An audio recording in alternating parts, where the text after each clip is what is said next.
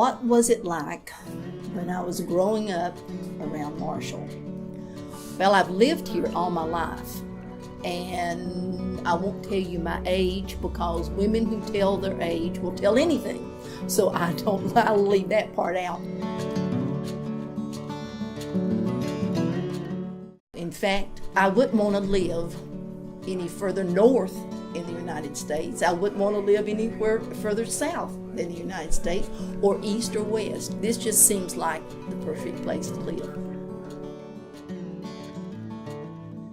This hardware was my dad's, so it's always been part of our family.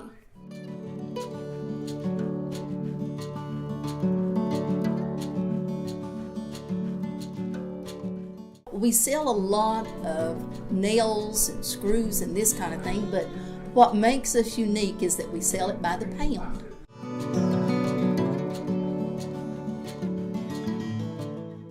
So this is the way we heat our hardware. Loading it up with wood. You know, I got a long piece. And it's loaded for a while. Then you just keep doing this all day long. Putting wood in it. And one other unique thing is the way we do our garden seed. We either sell it by the scoop and put it in a bag.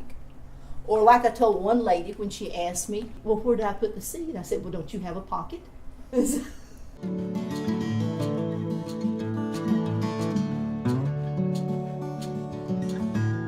Well, the hardware was built in 1928. And in the 1940s, the gentleman who owned this hardware, and his name was O.C. Rector, he decided to put a funeral home on 3rd floor. And now I want the cameraman to turn and look at the front of the hardware. Go all the way up to 3rd floor. The window in the middle is where they place the body.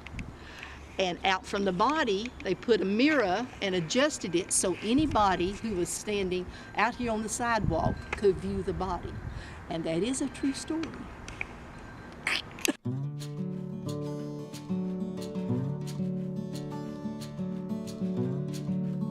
When I came to work at my dad's hardware, I saw how much the older generation and even the younger generations that come in really enjoyed seeing these kind of things in operation.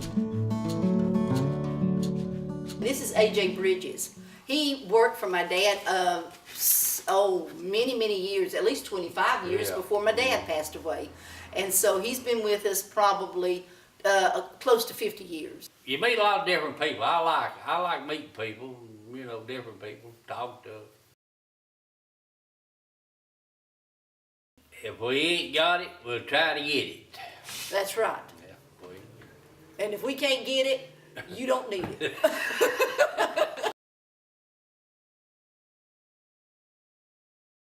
Probably the biggest impact was when they built the 2570 highway. Down here in Marshall, up until then, it was extremely crowded. We had the tractor trailers, the bus line, the train that would stop and pick up passengers. Had a lot of things going on. And you would pass people on the sidewalk, or you may have to get off the sidewalk because it was so crowded.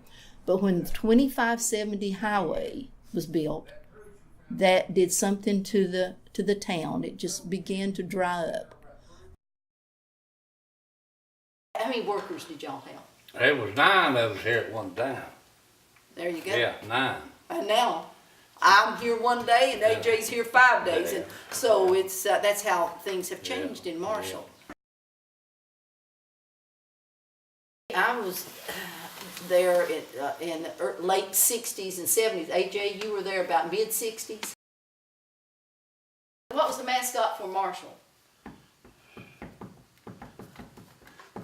The tornado. Yeah, tornado. The tornado. Yeah. Mars Hill was the Wildcats. Wildcats, yeah. Laurel was the Tigers. Tigers. Yeah. Hot Springs were the Blue Devils. Blue Devils, yeah. And Spring Creek was the Tigers also, wasn't it? Yeah. Yeah.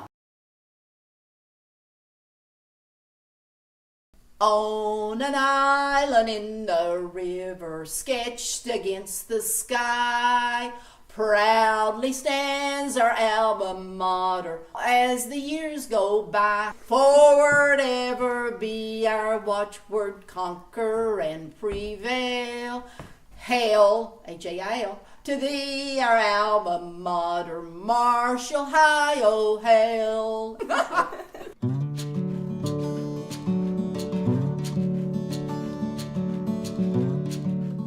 I'm originally from Appleton, Wisconsin.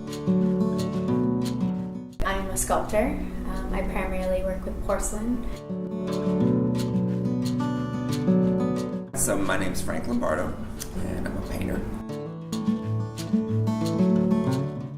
As soon as I walked into this place, it seemed a bit magical in many ways, where I just knew that's where I needed to be, and not just because the space, but the people.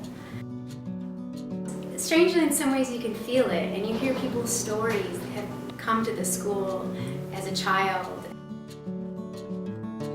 Marshall kind of goes through these ebbs and flows of, like, you know, 3 businesses open and then 1 business closes and kind of thing. So we take a few steps forward, but I think always more than we take back.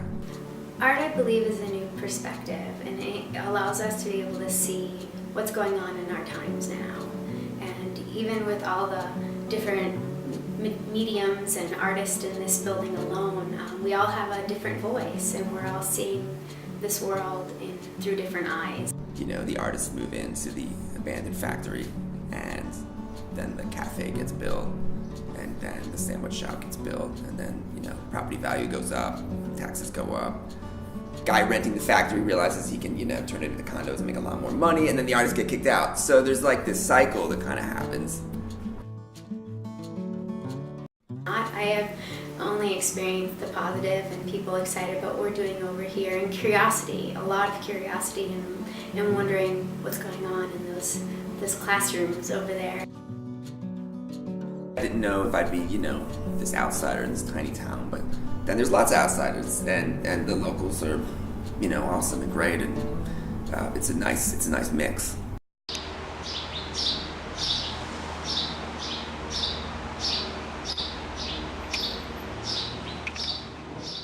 When they first bought the old jail, we were hearing one thing, and then after talking to Josh, it changed on the ideas of what they were going to do with it. My name is Josh Kopis. I am originally from Floyd County, Virginia, and I'm a lot of things. I think predominantly I would be an artist. I'm also involved in a lot of other creative pursuits, one of which is renovating this building, which is the old Madison County Jail. In 2017, me and 3 of my friends bought it from the county at an auction. It was built in 1905 and continuously operated as the Madison County Jail until its closure in 2012. It is approximately 2,500 square feet, 2-story building. It's right in the heart of downtown Marshall. It kind of feels like you're inside of some kind of battleship or submarine. One of the things that we found really interesting about the building is that, you know, also was a gathering place. You know, it was a place, you know, where people would come to talk. It was kind of a civic center in a way. It is a very unique property. And we spend a lot of time considering the best use. This is not just any building in downtown Marshall. That in some ways would be easier because there's not the emotional connection. that people have to this building. And so the thing that we try to do more than anything is just find common ground. And the number one thing that I hear is that folks just want to see it be something, something good.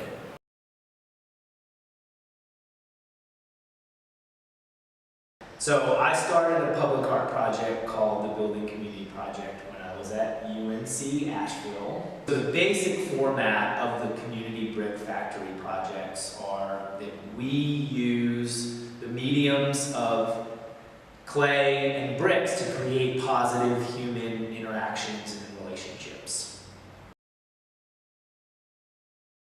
One of the important pillars of that project is that it does not cost any money. So basically what we're doing is creating a monument that has the barriers to participation have been eliminated as much as possible. Anyone is welcome to come and basically express themselves in any way that they think is relevant or fitting.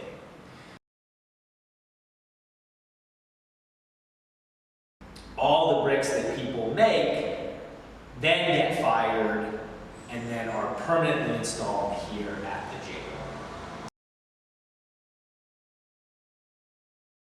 The way monuments have been sort of done historically is like the king and the queen and the dead white guy on the horse, and like all those people are the ones that get, memorialized. And so this is sort of like a folk monument, it's a way to honor the sort of everyday occurrences, So what people write in the brick, I always tell you, like, what you had for breakfast is valuable and important. And in 100 years, it's gonna be fascinating. Now, a lot of people just, did it with their name on it, whatever, but we did brick that would deal with things that take place in our town. Like, we put down the Marshall tornadoes, AJ's dahlias, because that's, and the Christmas parade when it started, and then the Christmas pageant when it started. Those things that's part of the history of Marshall. Simple history, but it's part of what we were. There's a group of folks that are really looking for real things, authentic things that are unique and not, homogenized. And towns like Marshall are that. They represent that. Of course, just like anywhere, you're worried that it's going to be taken over and it's going to lose its identity. But why be fearful and be scared of something that hasn't happened yet, when it could be a really beautiful thing?